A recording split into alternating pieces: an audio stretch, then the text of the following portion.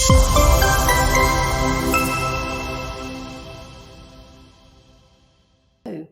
did you know that you can set an expected payment date for your sales invoices in Xero?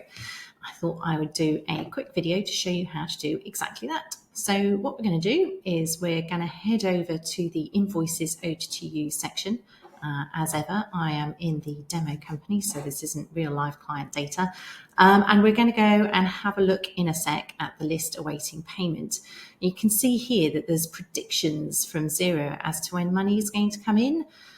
Quite a lot's predicted to come in last month. So actually, this is a very unhelpful snapshot because it doesn't give us a realistic view of what's actually going to happen, but we can change all of that.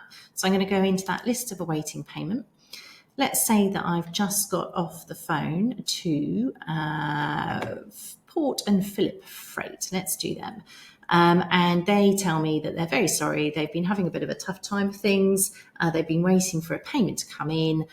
That's now happened, and they are therefore expecting to be paid, to be able to pay our invoice by the end of this week. So I'm going to add date and notes for this one.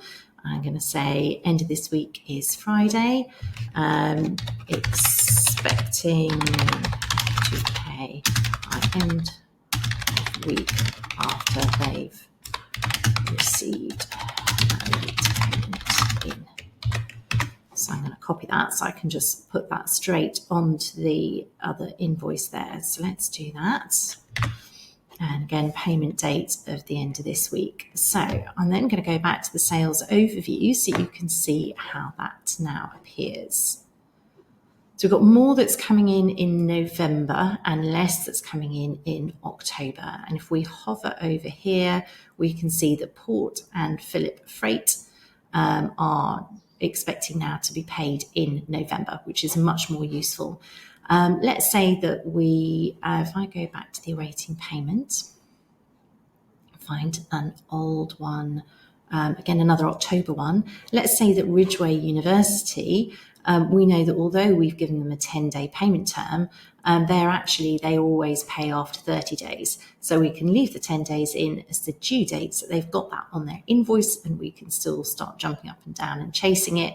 But let's say that we know that pragmatically speaking, that is only going to be paid this week again. Let's say next week, just for variety, always pays late.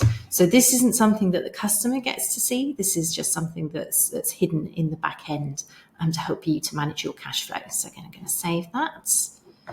And if we go back to the sales overview, this is now looking rather more realistic. So we've got Ridgeway University there that's expecting to come in. So let's see what happens if we put something into a future month, just for the sake of argument. So let's say we've got this small business services one here, which isn't actually overdue at the moment.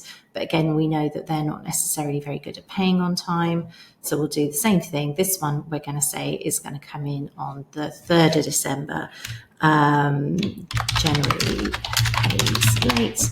You can put much better comments than that, but you don't want to watch me typing for hours. So back to the sales overview. And now we can see that we've got some coming in the future. So all of this information is just there to help you to run your business. If you've got somebody in your team who's doing credit control, they can put the comments in. You can then check back and see where you're at. So when you're doing those calls around to try and chase overdue invoices, then use this to put in the expected payment dates and comments as to why things haven't been paid. I hope that gives you a little bit of an idea of how to manage some of your cash flow using your Xero account.